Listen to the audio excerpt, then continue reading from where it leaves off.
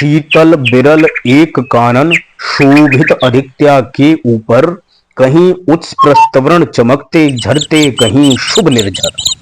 जहां भूमि समतल सुंदर है, नहीं दिखते है पाहन, हरियाली के बीच खड़ा है विस्तृत एक उटज पावन।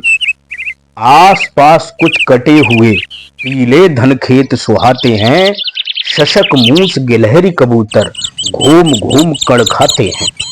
कुछ तंद्रिल अलसित बैठे हैं, कुछ करते शिशुका लेहन, कुछ खाते साकल्य दिखते बड़े तुष्ट सारे गोधन। राष्ट्र कवि रामधारी सिंह दिनकर जी ने रसमृति खंड काव्य के माध्यम से प्रकृति का ये जो अनूठा और रसीला सजीला वर्णन किया है, अविश्वसनीय है। हवन अग्नि बुझ चुकी गंध से वायु अभी पर माती है, भीनी भीनी महक प्राण में मादकता पहुंचाती है। धूम धूम चर्चित लगते हैं तरु के श्याम छदन, कैसे छपक रहे हों शिशके अलसित कजरारे लोचन जैसे। बैठे हुए सुखद आतप में मृग रोमांथन करते हैं, बन के जीव विवर से बाहर हो विस्रब्ध विचरते हैं। सूख रहे चीबर रसाल की नन्ही झुकी टहनियों पर, नीचे बिखरे हुए पड़े हैं इंगुद से चिकने पत्थर। अजिन दर्भ पालास कमंडल, एक ओर तप के साधन, एक ओर है टंगे धनुष तूड़ीर तीर बरछे भीषण। चमक रहा तृणकुटी द्वार पर एक परशु आभाशाली, लौह दंड पर जड़ित पड़ा हो मानो अर्ध अंशुमाली, मानो अर्ध अंशुमाली। श्रद्धा बढ़ती अजिन दर्भ पर परशु देख मन डरता है, युद्ध शिविर या तपोभूमि है समझ नहीं कुछ पड़ता है। हवन कुंड जिसका यह उसके ही क्या है ये धनुष कुठार, जिस मुन की यह श्रुवा उसी की कैसे हो सकती तलवार। आई है वीरता तपोवन में क्या पुण्य कमाने को, या संन्यास साधना में है दैहिक शक्ति जगाने को। मन ने तन का सिद्ध यंत्र अथवा शस्त्रों में पाया है, या कि वीर कोई योगी से युक्त सीखने आया है। परशु और तप ये दोनों वीरों के ही होते श्रृंगार, क्लीब न तो तप ही करता है ना तो उठा शक्त तलवार। तप से मनुज दिव्य बनता है, सड विकार से लड़ता है, तन की समर भूमि में लेकिन काम खड़ग ही करता है। किंतु कौन नर तपोनिष्ठ है यहाँ धनुष धरने वाला, एक साथ यज्ञाग्नि और अस की पूजा करने वाला। कहता है इतिहास जगत में हुआ एक ही नर ऐसा, रण में कुटिल काल सम क्रोधी, तप में महासूर्य जैसा।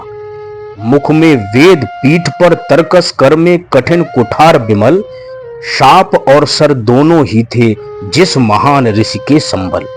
यह कुटीर है उसी महामुनि परशुराम बलशाली का, भृगु के परम पुनीत वंशधर व्रती वीर प्रणपाली का, व्रती वीर प्रणपाली का।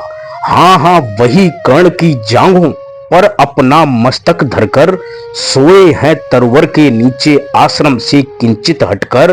पत्तों से छन छन कर मीठी धूप माघ की आती है, पड़ती मुन की थकी देह पर और थकान मिटाती है, पड़ती मुन की थकी देह पर और थकान मिटाती है।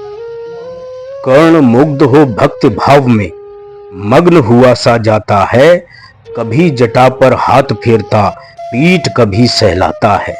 चढ़े नहीं चीटियां बदन पर, पड़े नहीं तृणपात कहीं, कर्ण सजग है उचट जाए गुरुवर की कच्ची नींद नहीं। वृद्ध देह तप से क्रसकाया, उस पर आयुध संचालन, हाथ पड़ा श्रम भार देव पर असमय यह मेरे कारण। किंतु वृद्ध होने पर भी अंगों में है क्षमता कितनी, और रात दिन मुझ पर दिखलाते रहते ममता कितनी, और रात दिन मुझ पर दिखलाते रहते ममता कितनी। कहते हैं ओ वत्स पुष्ट कर भोग न यदि तू खाएगा, कहते हैं ओ वत्स पुष्ट कर भोग न तू यदि खाएगा, मेरे शिक्षण की कठोरता को कैसे सह पाएगा। अनुगामी यदि बना कहीं तू खान पान में भी मेरा, सूख जाएगा लहू बचेगा हड्डी भर ढांचा तेरा, सूख जाएगा लहू बचेगा हड्डी भर ढांचा तेरा। जरा सोच कितनी कठोरता से मैं तुझे चलाता हूं, और नहीं तो एक पाव दिन भर में रक्त जलाता हूं। इसकी पूर्ति कहां से होगी बना अगर तू सन्यासी, इस प्रकार तो चबा जाएगी तुझे भूख सत्यानाशी। पत्थर सी हो मांसपेशियां लोहे से भुजदंड अभय, नस नस में हो लहर आग की तभी जवानी पाती जय।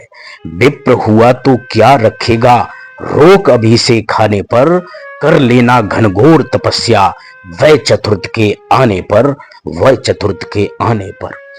ब्राह्मण का है धर्म त्याग पर क्या बालक भी त्यागी हों, जन्म साथ सिलोक्ष व्रत की ही क्या बे अनुरागी हों। क्या विचित्र रचना समाज की गिरा ज्ञान ब्राह्मण घर में, मोती वर्षा वैश्य वैष्णव पड़ा खड़ग क्षत्रिय कर में।